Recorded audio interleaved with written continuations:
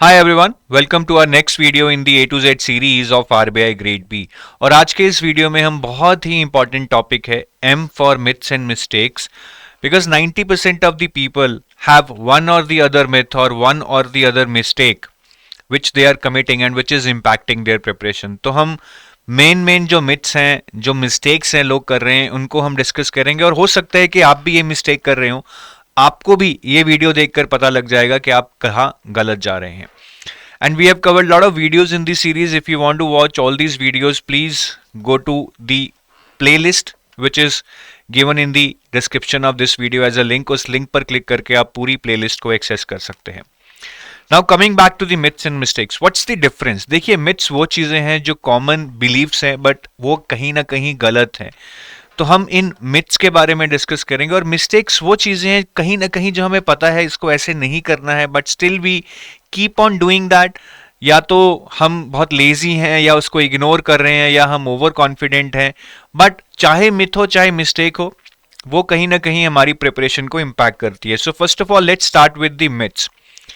सबसे बड़ा myth which I found in the aspirants is that there is no fixed notification date for RBI. Is it right? I would say yes and no. In a way this is right because there is no fixed calendar for RBI that you know before and एक साल पहले के इस date को exam होने वाला है। But I would still say that this is a myth because if you see the RBI notification cycle from past so many years, it is very clear that the notification is coming somewhere in the April to June quarter। ठीक है, थोड़ा आगे पीछे 10-15 दिन हो सकता है but इस क्वार्टर में ही बहुत सालों से नोटिफिकेशन आ रही है। So a serious aspirant rather than thinking कि कोई नोटिफिकेशन डेट नहीं है, ही वुड एक्चुअली थिंक के चलो एक क्वार्टर तो पता है, अब इस क्वार्टर में किसी भी डेट पर नोटिफिकेशन आएगी, I shall be prepared, I have a very fair idea कि मेरे पास कितना टाइम अप्रॉक्सीमेट है। तो ये एक मिथ है, आप इसको आराम से हैंडल कर सकते हैं। You can plan your preparation in advance along with the preparation of other exams. दूसरा अगेन एक मिथ मैं बोलूंगा, अब काफी लोग बोलेंगे कि नहीं सर ये मिथ नहीं है, ये तो रियलिटी है कि लेस नंबर ऑफ सीट्स हैं। इसको भी मैं बोलूंगा less number of seats, yes and no. Yes because the facts speak, seats कहाँ 200 आती थी, अब सीट्स आपकी 60-70 आ रही हैं। So in a way there are less number of seats, but I would still consider it as a myth. I would say no to this because मेरा ये मानना है सीट्स अगर 70 हैं या 200 हैं, ठीक है, इसके आने से आपको कोई बहुत बड़ा चांस नहीं बढ़ जाएगा। आप सोच सकते हैं कि 2 गुना हो जाएगा, ठीक है, because double the number of seats आ रही हैं, बट परसेंटेज टर्म्स में अगर यहाँ पे 0.1% है तो यहाँ पे 0.2% आ जाएगा। Overall chance will still remain low, ठीक है, बट स्टिल एग्रीड कि यार लेस नंबर ऑफ सीट्स आ रही हैं इसलिए मेरा चांस कम हो जाएगा। But to counter it I would say if you are a serious aspirant, if you feel that if seats would have been 200 I would have made it, if you are that type of aspirant with that believe, then I would से आपके लिए ये myth है कि seats less हैं। Because आप सिर्फ अगर आरबीआई की सीट्स देखेंगे, yes it would be say 70, but then also consider the seats for NABARD, another 70 consider the seats for IRDI. They have also said that they are going to recruit people for next so many years, let's say 40। तो ये आपकी almost 200 seats हो जाएंगी क्योंकि और भी exam आते रहते हैं and most of them have overlapping syllabus, ठीक है। तो इस पे हमें डिसीजन लेना है जल्दी। मैं यही बोलूंगा अगर आप इसको यस ही मानते हैं, मेरी बात नहीं आपको जच रही है, just get out of the race of this exam, start preparing for something else, don't waste your time.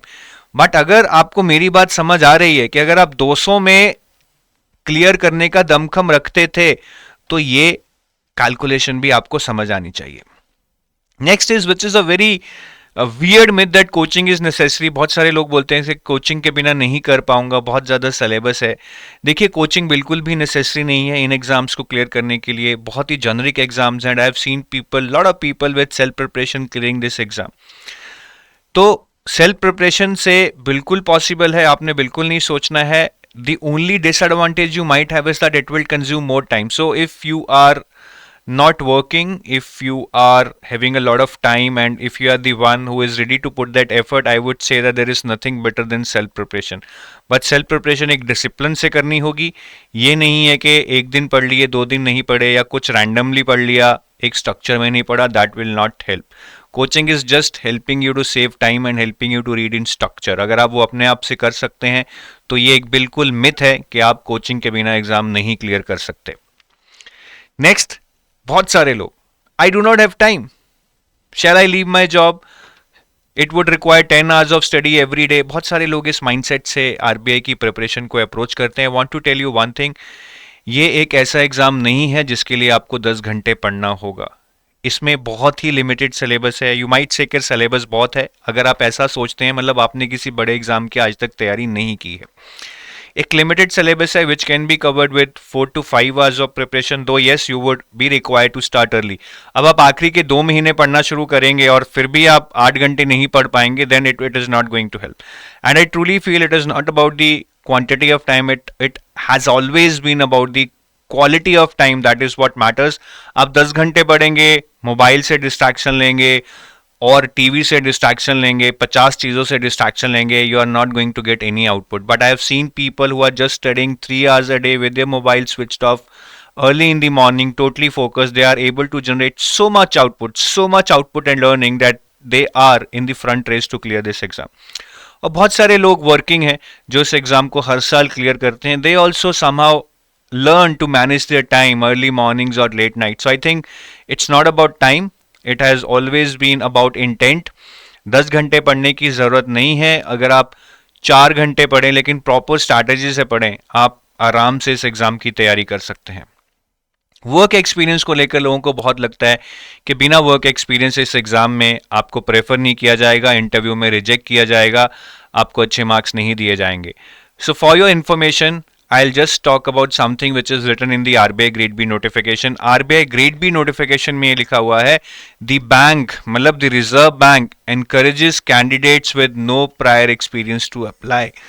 RBI खुद इस मिथ को recognize कर रहा है कि लोगों को लगता है कि वर्कएक्स वाले लोग ही सेलेक्ट होंगे, तो RBI ने बहुत क्लियरली लिखा है that it encourages people with no prior work experience to apply. I hope इससे बड़ा आपको कोई इंडिकेटर नहीं चाहिए कि वर्क एक्सपीरियंस इस एग्जाम को क्लियर करने के लिए जरूरी नहीं है। Gap years will be a problem. Yes, they will be a problem if you think that you have wasted those years. But many of you, trust me, have not wasted those years. अगर आपने किसी exam की तैयारी की है, exam नहीं निकला है, क्या इसका मतलब ये है कि आपका वो टाइम वेस्ट हो गया है? बिल्कुल नहीं। You have invested your time in something. Maybe the results are not fruitful, but out of that you have learned so much. कितना कुछ आपने सीखा है। Maybe if you are prepared for UPSC, यार आप कितने लर्नर्ड पर्सन बन गए हो, कॉन्स्टिट्यूशन के बारे में जानते हो, अपने राइट्स के लिए लड़ सकते हो, लोगों को जागरूक कर सकते हो, अपनी हिस्ट्री के बारे में जानते हो, इंडिया को रिप्रेजेंट कर सकते हो। सो इससे आपने जो कुछ सीखा है, आपको उन चीजों के बारे में बोलना चाहिए, नॉलेज के बारे में। And more over the qualities you would have inculcated, patience, hard work, analytical mind, ये सारी चीजें अगर आप बाहर निकालेंगे अपनी लर्निंग को, you will realise that they were gap years just on resume, but you actually learned so much, you actually invested that time somewhere and that will give you confidence। और आगे से इनको गैप ईयर्स मत बोलना। और बहुत सारे लोग इन्हीं टाइप के गैप ईयर्स के साथ एग्जाम क्लियर किए हैं बिकॉज उन्होंने इतना नॉलेज इकट्ठा किया है कि कहीं ना कहीं वो इंटरव्यू में जस्टिफाई कर पाते हैं। माई educational background is not relevant. भाई मैं तो फाइनेंस या इकोनॉमिक्स बैकग्राउंड से नहीं हूँ, ठीक है, मैं तो एक आर्ट्स बैकग्राउंड से हूँ या मैं तो इंजीनियर हूँ। मैं इस एग्जाम को कैसे क्लियर कर सकता हूँ? Because it requires us to study finance और इकोनॉमिक्स। तो सबसे पहले मैं ये मिथ आपको नोटिफिकेशन में जो सिलेबस गिवन है उससे ही क्लियर करना चाहूंगा। If you see the notification, the syllabus for finance is mentioned as general finance. Now, is general finance a subject?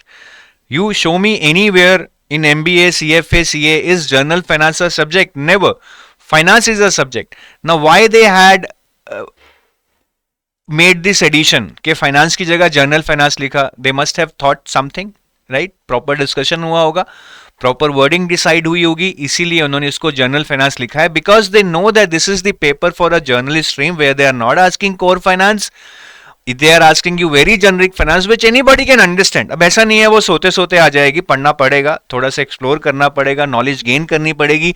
But ऐसा नहीं है कि अगर आपका इंजीनियरिंग बैकग्राउंड है, आर्ट्स बैकग्राउंड है, होटल मैनेजमेंट बैकग्राउंड है, तो आप ये चीजें नहीं समझ सकते हैं. समझ सकते हैं. It's not about your background. I think it would be about your will, your effort, your ready to put in to clear this exam. ठीक है, ये पॉइंट हम डिस्कस कर चुके हैं पहले, so I just skip that. I think ये repeat हो गया है.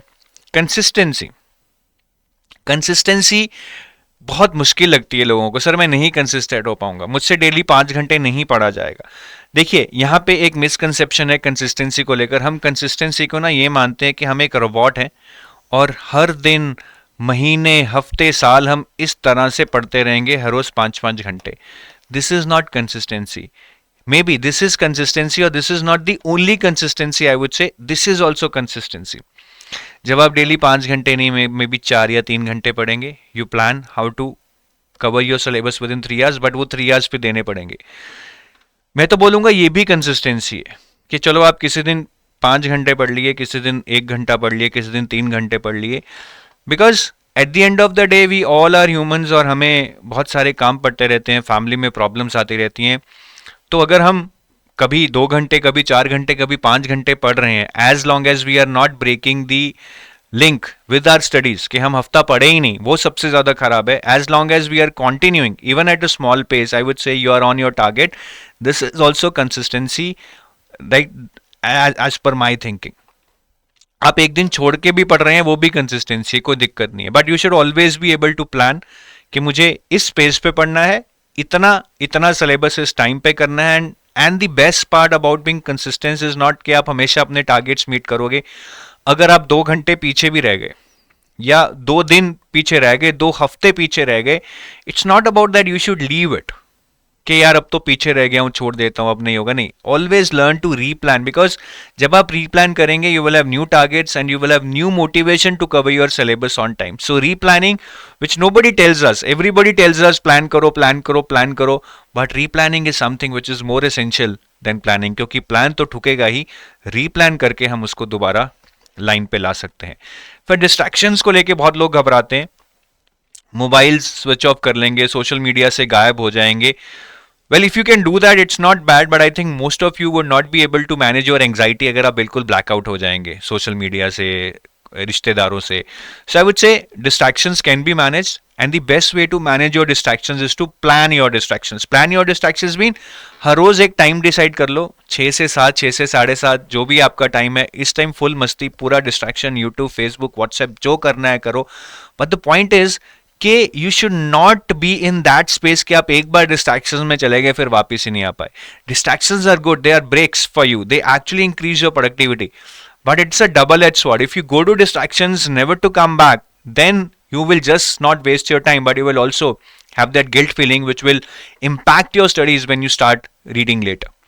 तो distractions एक बैलेंस्ड वे में अगर आप मैनेज करेंगे, प्लान करेंगे, because that will give boost to your time कि 6 बजे मुझे डिस्ट्रैक्ट होना है भाई, 6 बजे तक पूरी आउटपुट देनी है, 6 बजे तक ये खत्म करना है क्योंकि 6 बजे मुझे मस्ती करनी है.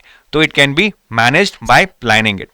और बहुत लोगों को लगता है कि एग्जाम बहुत टफ है, और यहाँ पे सबसे बड़ी दिक्कत है, लोगों को लगता है फेज 2 टफ होगा, जबकि मैं बता रहा हूँ एक्चुअल जो कंपटीशन है, एक्चुअल जो फेज आपको तंग करेगा वो फेज 1 है. फेज 2 अभी भी बहुत डुएबल है, थोड़ा सा करंट अफेयर्स जरूर आपको तंग करेंगे, बट अगेन फेज 2 का जो लेवल है उसको कंसीडर करते हुए मैं बोलूंगा करंट अफेयर्स अगर ज्यादा आ रहे हैं ना आपके लिए अच्छा है यार, थोड़ा सा पढ़ना ज्यादा पड़ जाएगा, बट क्वेश्चंस बिल्कुल डुएबल आएंगे फिर अगर आपने चीजें पढ़ रखी हैं. बट फेज 1 बहुत अनप्रडिक्टेबल है. यहाँ पे बहुत लोग धोखा खाते हैं just because they are over confident के क्वांट रीजनिंग संभाल लेंगे या करंट अफेयर्स तो हमने बहुत पढ़ रखे हैं. प्रीवियस ईयर पेपर्स को जरूर देखिए, then you will realise that why I am saying this is a myth when you say that exam is tough, and specially when you say phase 2 is tough. So now we come to mistakes, जो ऐसी चीजें हैं जो हम जानते हैं शायद कि हमें नहीं करनी है फिर भी हम करते हैं, या हमने कभी जानने की कोशिश ही नहीं और हम गलत तरीके से ही चीजें कर रहे हैं. सबसे पहले तो most of the aspirants what they are doing is they are kind of targeting too many exams. SBI PO, IBPS PO, SEBI, RBI, NABARD, UPSC, जो एग्जाम आता है दे रहे हैं without ever realising that have they planned for such exams. क्या उन्होंने prioritise किया है कि मेरे 3 मेन एग्जाम्स कौन से हैं, किन एग्जाम्स को मुझे ज़्यादा टाइम देना है, किन एग्जाम्स को मुझे कम टाइम देना है. We just believe that giving more exams will increase my chances to clear one. आप ज़्यादा एग्जाम देके ना सिर्फ अपीयर कर रहे हैं, क्लियर नहीं कर रहे हैं. ये बात आप समझिए. So I would say target only 3 exams and target those 3 exams which are kind of complementary with a little bit of syllabus overlap, so that preparation of first will help you in second, preparation of second will strengthen your preparation for first. जैसे कि SBI PO RBI कर सकते हैं, UPSC RBI कर सकते हैं. Randomly exams मत चुनिए और 3 से ज़्यादा एग्जाम मत चुनिए, चाहे जितनी भी बड़ी अपॉर्चुनिटीज आए. Once you choose your exam, stick to that. Too many sources, ये बहुत कॉमन प्रॉब्लम है, specially with respect to current affairs. I see people trying to read too many sources just because they are fearful के question कहीं बाहर से ना आ जाए. Let me tell you, ESI में अगर आपके 50 में से ऑब्जेक्टिव में 20-22 नंबर भी आ गए ना, that's a really good score. The level of paper is coming. आप 50 टारगेट लेकर मत चलो, 20-22 नंबर का टारगेट लो. लिमिटेड स्टडी करो, लिमिटेड सोर्सेज पढ़ो. What ever you study you revise it well. ज़्यादा सोर्सेज के चक्कर में ना तो उनको पढ़ पाओगे, और जो सोर्सेज अच्छे से पढ़े थे उनको भी रिवाइज नहीं कर पाओगे. सो इस मिस्टेक से बिल्कुल बाहर निकलना है. Next is no reference of PYQs again. अब मैं आपको एक एग्जांपल देता हूँ. आप रमेश सिंह उठा लो इकोनॉमिक्स की. बहुत बच्चे इसको यूपीएससी और आरबीआई के लिए यूज़ करते हैं. You will not understand the relevance of Ramesh Singh कि उसमें से क्या पढ़ना है, कितना डेप्थ में पढ़ना है, कितने मार्क्स का आएगा, unless and until you go ahead and analyze the PYQs of your ESI paper for last 4 to 5 years. And I'm sure once you analyze those PYQs, you will be dead sure कि यार इसको तो सिर्फ ऊपर ऊपर से पढ़ना है, बेसिक अंडरस्टैंडिंग लेनी है, बहुत डेप्थ में नहीं जाना है, क्योंकि स्टैटिक पोर्शन आ ही नहीं रहा है. आ भी गया तो क्या 5 नंबर का आ जाएगा, उसमें से एक क्वेश्चन नहीं भी आता होगा तो क्या हो जाएगा. इस पे 200 घंटे लगाने से अच्छा है ये टाइम करंट अफेयर्स में लगाया जाए और इसको 50 से 60 घंटे में खत्म किया जाए. So that is the kind of strategy building you need to do, and for that reference of PYQs is very very important. फिर स्टडी प्लान नहीं होता है लोगों के पास. See when we were in school we were accountable to our teachers and parents. Teacher भी थप्पड़ मारती थी, पेरेंट्स भी पूछते थे नंबर क्यों कम आए हैं, कितनी पढ़ाई की है, क्या रह गया है. Now when we are grown ups, nobody is asking us, we are not accountable to anybody. और अगर हम randomly decide करेंगे कि आज 10 पेज पढ़ लिए, कल 2 पढ़ लूंगा, we are nowhere close to our targets and suddenly one day the notification will come and we will realize that we are not prepared. तो स्टडी प्लान लेके ना आपको एक टारगेट मिल जाएगा, आपको एक पता लग जाएगा कि मुझे कितने टाइम में क्या क्या करना है. थोड़ी तकलीफ जरूर होगी, डेली उठकर उन टारगेट्स को पूरा करना, पढ़ना, मस्ती छोड़ना. But that way over a period of time 4 महीने के बाद आप रियलाइज करोगे कि आपने सब कुछ कर लिया है एज कंपेयर टू समबडी जिसने अभी रैंडमली पढ़ते हुए शायद एक कंपोनेंट भी पूरा नहीं किया है. सो टारगेट्स लो, उससे पेन होगी, but that pain would be far less than the pain of regret that you would have later once the notification is out and if you are not prepared. Too much reading and too little practice, ये भी बहुत बड़ा cause है. I see lot of people reading a lot, अच्छी knowledge है, but when it comes to application during MCQs they go blank. Mock test में क्या होता है कि सब कुछ आता है, but they feel anxious, they are not able to manage their time, they are not able to manage stress and they literally go blank. मैंने देखा है लोगों ने 2-2 हज़ार 3-3 हज़ार घंटे प्रिपरेशन की है इस एग्जाम के लिए, डेली 6-6 7-7 घंटे पढ़कर, 1 साल से भी ज़्यादा. But during the D day they just go blank because वो उस एनवायरमेंट को हैंडल ही नहीं कर पाते. तो एप्लीकेशन सीखना और प्रेशर हैंडल करना, एंजाइटी हैंडल करना, टाइम मैनेज करना, इसके लिए MCQs and mock test are very very important. You shall be planning at least I would say 20 mock test for phase 1 before your exam. ठीक है, 20 नहीं तो 10 तो मिनिमम है that you should be doing, because that will get you very closer to the exam environment. और उस दिन शायद थोड़ा प्रेशर कम हो जाए, रहेगा तो सही, खत्म नहीं हो सकता है, बट शायद थोड़ा कम हो जाए. और इसी तरह descriptive writing is one such component for phase 2 which again not many people are practising. Knowledge है but writing is a separate skill. To put your thoughts in writing is a separate world altogether, and to manage that writing within a limited time, within a word limit, typing speed एक challenge रहेगा. सो ये सारी चीज़ें आप तब तक नहीं master कर पाओगे जब तक आप उसको प्रैक्टिस नहीं करोगे. I have been saying this since long कि आप डेली एक क्वेश्चन प्रैक्टिस करो, इससे कुछ तो इम्प्रूवमेंट होगी. And later on say by March और April, once you are okay with your skill, once you have mastered the skill, you can start giving say full length mock test per subject per day, और stamina बढ़ जाएगा. फिर तीनों subject के एक दिन देना शुरू कर सकते हो ताकि बिल्कुल डी डे वाला स्टेमिना आपका बन जाए. फिर काफी लोग पीयर ग्रुप नहीं बनाते हैं, आइसोलेटेड स्टडी करते हैं. जरूरी नहीं है कि आपका कोई ग्रुप हो, but I feel that it helps you stay motivated, it helps you know what is happening in the world. कौन फ्री मॉक टेस्ट करा रहा है, पेपर कब आने वाला है, क्या हो सकता है. You are sure about those developments without any need to waste your time on social media और समथिंग. तो पीयर ग्रुप से ना एक सहानुभूति मिलती है कि लोग मेरी तरह हैं, मेरी तरह पढ़ रहे हैं, उनको भी चैलेंजेस आ रहे हैं, वो भी घबरा रहे हैं, जिससे आप नॉर्मल फील करते हो. नेक्स्ट इज, काफी लोग सिर्फ फेज 1 पे फोकस करते हैं, फेज 2 नहीं करते हैं. और अदरवाइज भी मैंने देखा है, लोगों को लगता है कि मेरा फेज 1 बहुत अच्छा है, I have already cracked banking और some other exam and I just need to prepare for phase 2.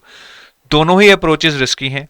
Phase 2 थोड़ा यूनिक है, आपको पढ़ना पड़ेगा. फेज 1 बहुत कॉम्पिटिटिव है, इसलिए पढ़ना पड़ेगा. दोनों की साथ साथ प्रिपरेशन होगी, चाहे आप किसी भी बैकग्राउंड से हैं, जितने भी एग्जाम दिए हैं. For RBI phase 1 phase 2 needs to be planned, prepared together parallelly. Too many subjects at a time. कई बार लोगों को ना बहुत टाइम होता है कि मेरे पास दिन में ना 6 घंटे हैं. You are blessed, but then you just throw away that blessing because आप बहुत सारे सब्जेक्ट्स इकट्ठे पढ़ने लग जाते हो. क्वांट भी, रीजनिंग भी, एफएम भी, इंग्लिश भी, एक एक घंटा करके आपको लगता है कि अगले 2 महीने में सारे सब्जेक्ट कर दूंगा. ऐसा नहीं होगा. 6 घंटे हैं तो 3-3 घंटों में डिवाइड करो. Just read 2 subjects at a time. That is the best approach, because आप 2 सब्जेक्ट से ज़्यादा एब्जॉर्ब नहीं कर पाएंगे. और जब आप सब्जेक्ट्स में शिफ्ट करते हैं एक एक घंटा पढ़कर, तो कहीं ना कहीं एक प्रॉपर रिवीजन नहीं हो सकती है, प्रॉपर रिटेंशन नहीं हो पाती है. उससे प्रोडक्टिविटी भी डाउन होगी और रिटेंशन भी डाउन होगी. तो 2 ही सब्जेक्ट्स को पढ़िए, 3-3 घंटे, 2-2 घंटे, जितना भी आपके पास टाइम है, और एक सब्जेक्ट फेज 1 का उठाइए, एक सब्जेक्ट फेज 2 का उठाइए. और लास्ट में, after you have done all the hard work, I still see many people who are not I would say sensitive enough or hardworking enough for the interview. बहुत casually लेते हैं कि हो जाएगा, आखिरी 15 दिन में कर लेंगे. I think it's a long process. You can start right now. There are many aspects. Start reading some good books on finance. They will ask you, I mean, what have you read for RBI interview? Why should we take you? So if you would have read some books on finance, like now maybe there are a lot of books by Gurcharan Das, then there is one who moved by interest rate by D. Subbarao, advice and dissent by Y.V. Reddy. आप ऐसी books पढ़िए, it will give you lot of exposure. Editorials पढ़ना शुरू कीजिए newspaper में, ठीक है. फिर अपने पर्सनालिटी पे काम कीजिए थोड़ा बहुत. Stand in the front of the mirror, start speaking, start questioning your self. then maybe you can also learn how to have a positive body language, hand movement, mannerism and all that. So this will help you later, because these things cannot be learned in 1 day or 1 week or 1 month. If you keep continuously working on that, that will actually give a fresh air to your resume when you will be sitting there, say after 1 year. तो ये कुछ myths and mistakes हैं जो बहुत commonly लोग कर रहे हैं. I would request you that please revisit them. If you feel that you are doing any of this mistakes और you are facing any of this myths due to which you are not able to give your best, just reset your preparation, reboot your preparation and rethink. You are there to win the world. Thank you. Have a nice day. Bye bye.